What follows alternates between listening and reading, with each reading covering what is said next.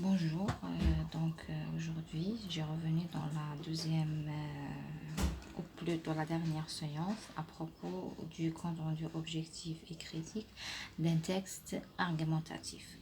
Alors, toujours on a dit dans le compte rendu, on a trois étapes. La première étape c'est la présentation du texte ou bien ce qu'on appelle l'accroche.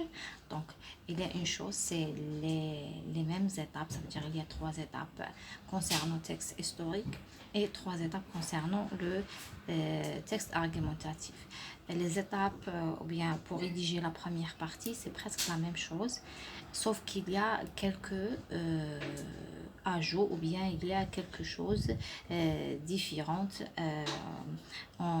c'est-à-dire dans le texte argumentatif. Donc, la première partie, il y a une chose, je fais un rappel, éviter les intitulés. Là, pourquoi j'ai écrit la première partie, deuxième et la troisième partie, c'est juste pour organiser le travail.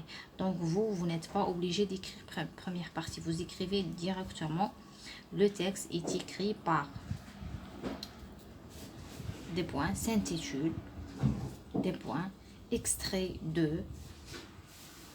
Là, extrait, c'est quoi? On a dit extrait lorsqu'il s'agit d'un ouvrage édité par la maison d'édition. Si on a la source, un journal ou un site, on n'écrit pas extrait, on change, on écrit publié dans et on continue la publication. C'est presque comme j'ai expliqué la dernière fois dans le texte historique. Paru, là, lorsqu'il s'agit de la date, on dit paru le, par exemple, 1985 ou bien paru le 12 avril 2020. L'auteur traite la problématique suivante. Dans l'argumentation, on a un problème, un phénomène social. On ne dit pas le texte parle de, mais on dit l'auteur traite la problématique suivante. Il vise à convaincre et persuader, par exemple, les lecteurs à propos de l'importance de la lecture. Donc, on dit convaincre et persuader. Deuxième partie. Donc là, on a fini avec la première partie. Je saute une ligne, je laisse deux carreaux et j'écris en premier lieu. Et tout en abordant la première thèse, on écrit la première thèse, c'est quoi? Première thèse, par exemple, l'auteur est pour l'utilisation de l'Internet de la part des adolescents, par exemple. L'écrivain expose les arguments qu'il appuie. Donc là, c'est les arguments. Donc on écrit la thèse. La thèse, ça veut dire il est pour ou bien il est contre dans la première partie.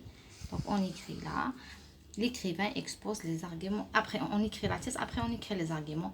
D'abord, ensuite, enfin, je le reformule sous forme un paragraphe. Donc, en second lieu, donc là, j'ai dit en premier lieu, en second lieu, l'auteur annonce la deuxième thèse. L'auteur est contre l'utilisation de l'Internet de la part des adolescents. Ça, c'est un exemple. Et voilà les arguments qui soutiennent la deuxième prise de position. Premièrement, deuxièmement, troisièmement. Donc, je l'écris et je le reformule sous forme un paragraphe. La conclusion, on n'écrit pas conclusion. On écrit quand le texte comporte deux thèses. Là, c'est une explication. Si on a dans le texte deux thèses, à la fin du paragraphe, dans la conclusion, l'auteur, il donne sa prise de position. Est-ce qu'il est pour ou bien il est contre? Donc, qu'est-ce qu'on fait là?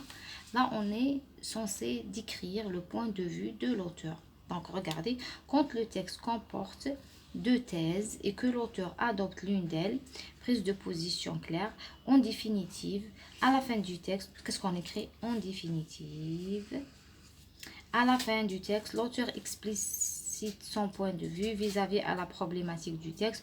En effet, il adopte la prise de position suivante. Et vous écrivez, réécrivez la thèse adoptée. Par exemple, l'auteur, il montre que l'utilisation de l'Internet est très importante pour faire la recherche. Ou bien l'auteur, il est contre que les adolescents utilisent l'Internet parce qu'ils ne savent pas comment la gérer. Ça, c'est un exemple. Après, la troisième partie, c'est quoi? On a, regardez là, troisième partie.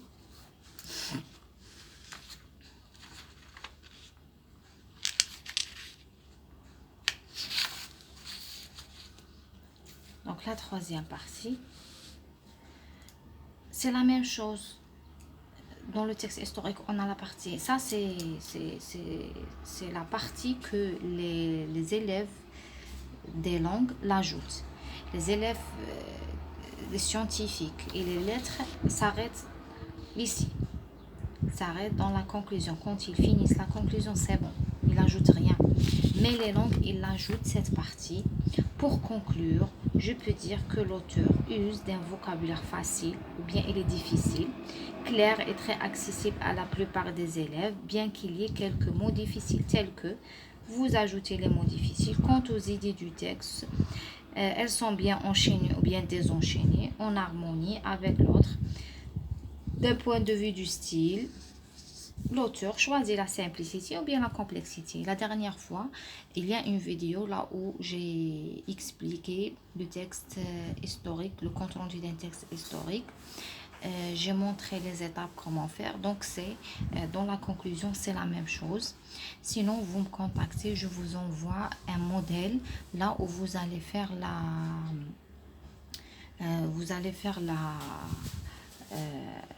vous allez faire l'application du texte que vous aviez. Donc jusqu'à là, j'ai terminé avec le compte rendu critique d'un texte argumentatif.